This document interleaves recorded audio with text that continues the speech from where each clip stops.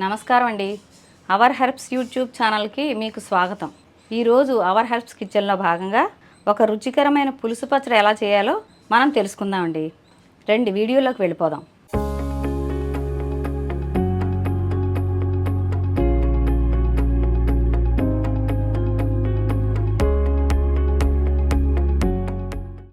వంకాయ ఆంధ్రులకి అతి ఇష్టమైన పదార్థం. అంటే ఈ కూరని అందరూ చాలామంది ఇష్టంగా తింటారు. ప్రతి శుభకార్యంలోనూ ఈ కూర వండి తీరాల్సిందే. ఈ వంకాయతోటి రకరకాల వంటలు చేసుకుంటాం. కూరలు, పచ్చళ్ళు, పులుసు పచ్చడి, పెరుగు పచ్చడి, బండ పచ్చడి అని చాలా రకాల పచ్చళ్ళు దీంతో చేసుకుంటాం అన్నమాట. విందు భోజనాలు అయితే తప్పనిసరిగా తెలుగువారికి వంకాయ కూర వండి తీరాల్సిందే.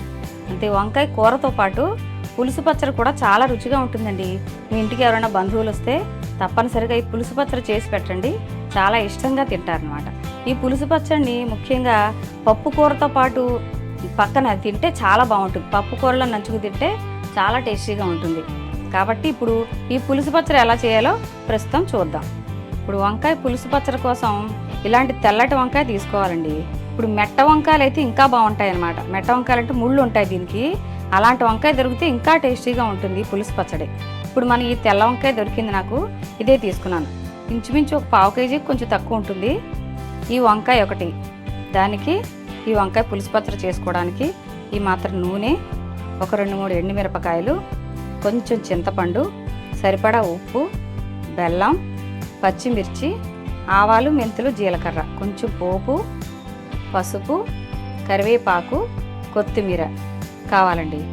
ఇప్పుడు మనం ముందుగా పులుసు పచ్చడి చేసుకోవడానికి ముందు ఒక గిన్నె తీసుకుని దాంట్లో ఈ చింతపండు వేసుకుని ఒక 10 నిమిషాల పాటు చింతపండు నానబెట్టుకోవాలి. ఎందుకంటే ఈ చింతపండు నానిన తర్వాత పులుసు తీసి ఆ పచ్చట్లో కలపాలన్నమాట. మనం వంకాయ కాల్చుకునే లోపు ఈ చింతపండు నానబెట్టుకోవాలి ముందుగా. తర్వాత మనం ఈ వంకాయని కుంపట్లో కానీ, లేదంటే మీకు ఒకవేళ కుంపట్ లేకపోతే స్టవ్ మీద కానీ కాల్చుకుని పొట్టు తీసి అప్పుడు పచ్చడి చేయాలన్నమాట. సరే రండి, కుంపట మీద ఈ వంకాయని కాల్చుకోవడం ఎలాగో చూపిస్తాను. కాల్చడానికి ముందుగా దీని మీద కొంచెం నూనె అప్లై చేయాలండి. నూనె రాస్తే బాగా కాలుతుందన్నమాట.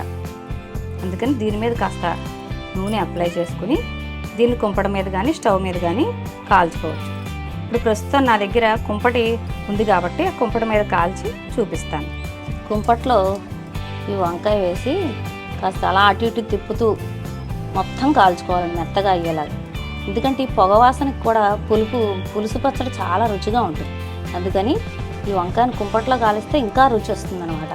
ఒకవేళ కుంపట లేకపోతే స్టవ్ మీదైనా కాల్చుకోండి, కానీ కుంపట మీద ఉన్న రుచి స్టవ్ మీద ఉన్న దానికి రాదు.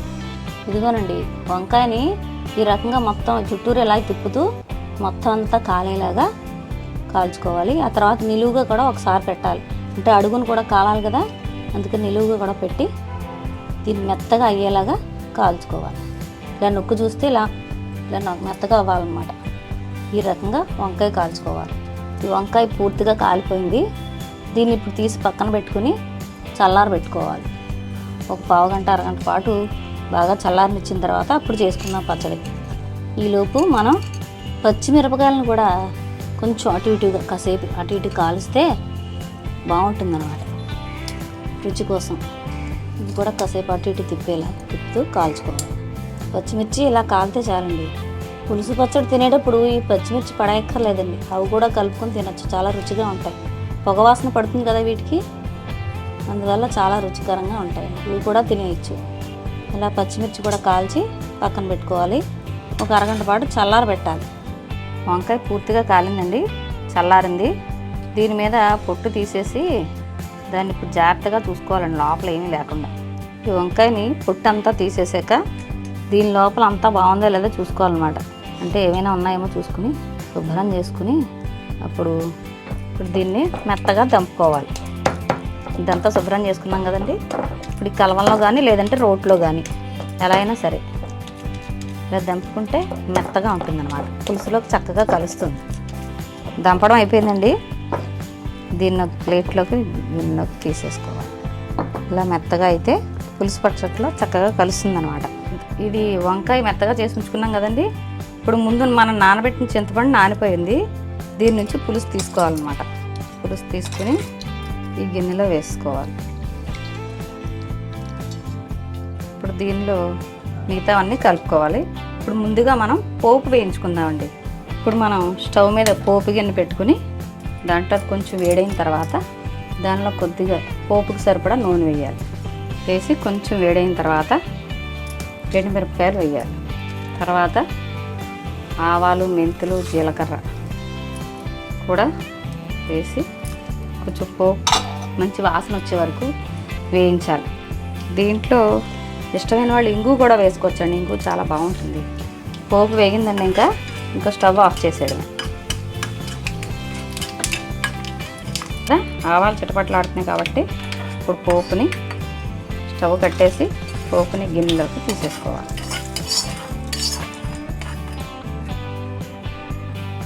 ఇప్పుడు వంకాయ పులుసు పచ్చడి కోసం కావాల్సినవన్నీ రెడీ చేసుకున్నామండి. అంటే ముందుగా వంకాయ కాల్చి దాన్ని దంపి అట్టే పెట్టుకున్నాము. పులుసు నానిన చింతపండుని పులుసు తీసి అట్టే పెట్టుకున్నాం. బెల్లం పొడి చేసి అట్టే పెట్టుకున్నాం. పచ్చిమిరపకాయలు కాల్చాము. పోపు వేయించుకున్నాం. మిగిలినవన్నీ కరివేపాకు, కొత్తిమీర, పసుపు, ఉప్పు అన్నీ రెడీగా ఉన్నాయండి. ఇప్పుడు దీన్ని మొత్తం కలిపి పులుసు పచ్చడిని తయారు చేసుకుందాం. ఇప్పుడు ఏం చేయాలంటే ముందుగా మనం మెత్తగా చేసుకున్న వంకాయని చింతపండు పులుసులో కలపాలి. తర్వాత దానిలో బెల్లం పొడి కూడా సరిపోయినంతగా కలుపుకోవాలి.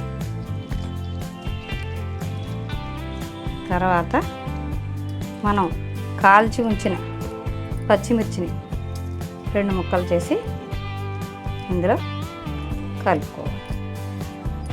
తర్వాత దాంట్లోనే పసుపు, సరిపడా ఉప్పు,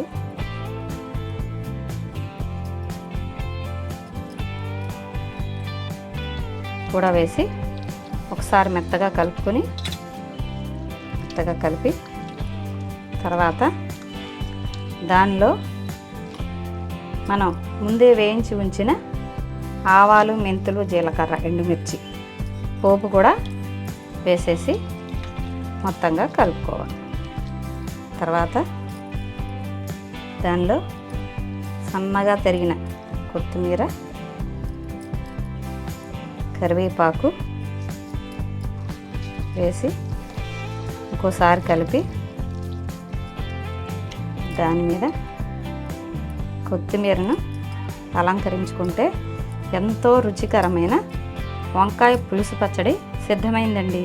దీన్ని పప్పు కూరతో పాటు తింటే చాలా రుచికరంగా ఉంటుంది. మీరు కూడా చేసుకొని ఆస్వాదించండి. చూశారు కదండి రుచికరమైన వంకాయ పులుసు పచ్చడి ఎలా తయారు చేయాలో. ఇప్పుడు ఈ వీడియో మీకు నచ్చినట్లయితే లైక్ చేయండి, మీ బంధుమిత్రులతో షేర్ చేసుకోండి, మా ఛానల్ను సబ్స్క్రైబ్ చేయండి. మరో వీడియోలో మళ్ళీ కలుసుకుందాం.